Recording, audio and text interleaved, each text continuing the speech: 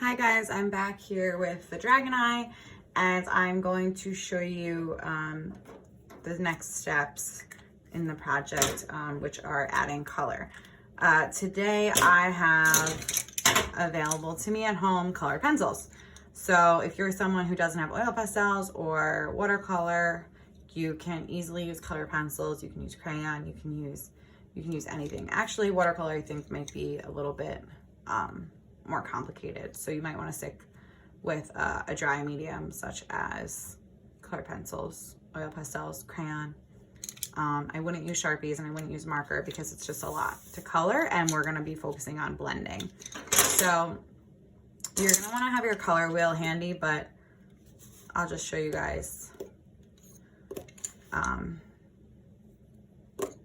with what I have, my color wheel.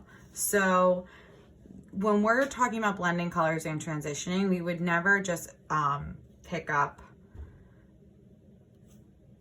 two colors, you know, and say, I'm gonna have red turn to green. Well, red and green aren't next to each other on the color wheel. We wanna have colors transition slowly from one color to the next, creating an in-between color. So if I wanna transition from red to green, I have to go through all the colors in between first to get there.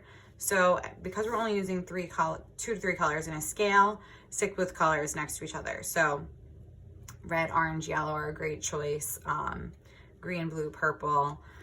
And you're gonna really wanna focus on overlapping 2 colors to create the in-between color. So the only kind of way I can show you this is with green, because it's the only one that I have the in-between color, the yellow green. The in-between color is called the tertiary color.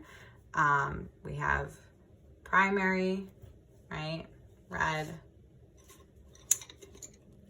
yellow, blue.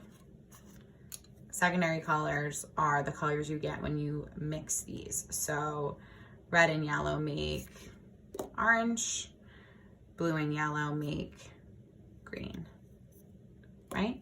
But then there's this third set when we mix a primary and a secondary. So yellow and green, when they mix, the primary and the secondary, they make yellow-green, okay? So we are going to kind of create the tertiary color by overlapping the primary and the secondary. So I know some of you, if you're not so familiar with color theory, it might seem like I'm speaking gibberish, but I'm going to put it in action and hopefully show you right now. We're also going to go through how to color in the scale so that they look 3-dimensional. So I'm going to start with red, and I'm going to color, oh, that's orange. I'm going to start with red, and I'm going to color around the outside of my scale. And you will have already completed the practice sheet on coloring. So this should be, you know, not totally foreign to you, okay?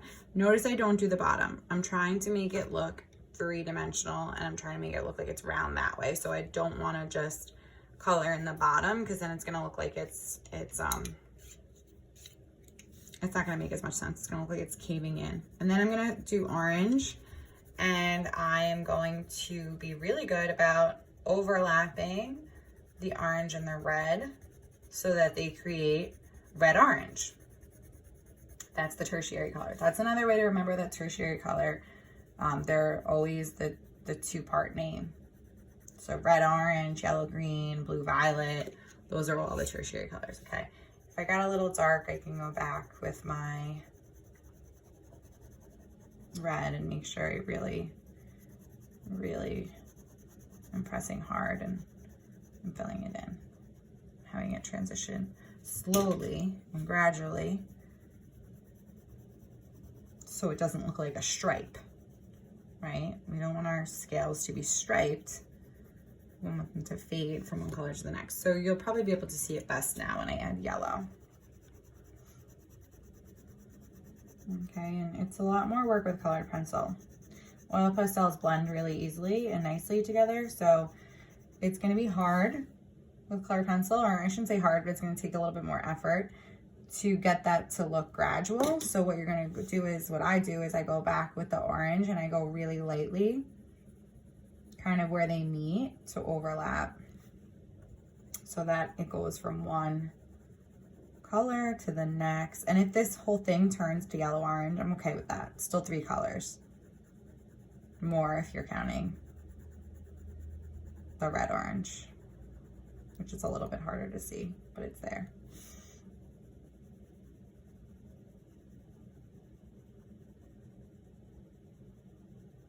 Okay, and I'm just kind of slowly going over that meeting point to get yellow orange. And then I could leave that down there, that yellow, or I could just really, really lightly go over it with my pencil, because I don't want it to turn to orange. I don't want to totally cover the yellow. I just want to have it transition slowly. Okay, so now we kind of have this nice transition. If I want to go back and fill things in, I can. Okay, and I'm going to do that for this whole row of scales, which is all of these and all of the first row underneath. What I don't want you to do is color across the whole row of scales, okay? Because that's not going to give you the arch that we want in each scale, where it slowly transitions